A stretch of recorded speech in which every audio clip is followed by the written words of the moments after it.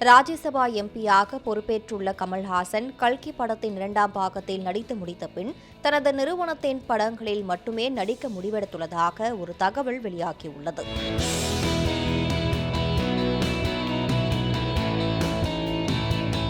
கமல்ஹாசன் நடிப்பில் கடந்த 2022ஆம் ஆண்டு வெளியான விக்ரம் திரைப்படம் 400 கோடி ரூபாய்க்கு மேல் வசூல் செய்தது. இந்த படம் மிகப்பெரிய அளவில் கமலுக்கு கம்பேக்காக அமைந்தது. அதன் தொடர்ச்சியாக இந்தியன் 2, தக் லைஃப் உள்ளிட்ட படங்கள் வெளியாகின.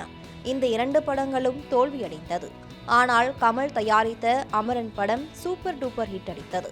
கிட்டத்தட்ட 300 கோடி ரூபாயை இந்த படம் வசூலித்ததாம்.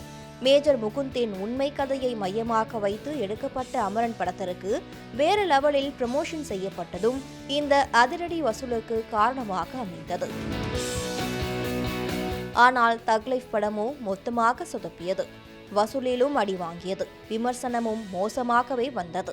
இனி தனது நிறுவனமான ராஜ்கமல் புரொடக்ஷன்ஸ் மூலம் தயாரிக்கப்படும் படங்களில் மட்டுமே நடிப்பதாக கமல் முடிவெடுத்துள்ளதாக கூறப்படுகிறது. அதோடு அங்கு தனக்கு முழு சுதந்திரம், ப்ரமோஷன், டிஸ்ட்ரிபியூஷன் என அனைத்திலும் முடிவெடுக்கும் முழு அதிகாரம் கிடைக்கும் என்பதால் கமல் இந்த முடிவை எடுத்துள்ளாராம். தற்போது வேறு தயாரிப்பு நிறுவனம் தயாரிக்கும் கல்கி பார்ட் 2 படத்தில் நடித்து வரும் கமல் இனி வெளி நிறுவனங்கள் தயாரிக்கும் படங்களுக்கு ஓகே சொல்ல மாட்டாராம். கல்கி படத்தின் முதல் பாகத்துக்காக 150 கோடி ரூபாய் சம்பளம் பெற்ற கமல் இந்திய சினிமாவில் வில்லனாக நடிக்க ஒரு நடிகர் பெற்ற அதிக சம்பளம் இது என்ற சாதனையை படைத்தார். கமல்ஹாசன் தனது 237வது படத்துக்காக தயாராகி வருகிறார். ஸ்டண்ட் மாஸ்டர்களான இரட்டையர்கள் அன்பறிவு இந்த படத்தை இயக்க உள்ளனர்.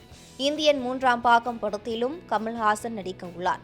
தற்போது ராஜ்யசபா எம்பியாக பொறுப்பேற்றுள்ள கமல்ஹாசன் அடுத்தடுத்த படங்களில் கமிட்டானது போல நடிப்பாரா, இல்லை அரசியலில் முழுவதும் இறங்கிவிட்டு விஜய் போல குட்பை சொல்வாரா என்பதை பொறுத்திருந்து பார்க்கலாம்.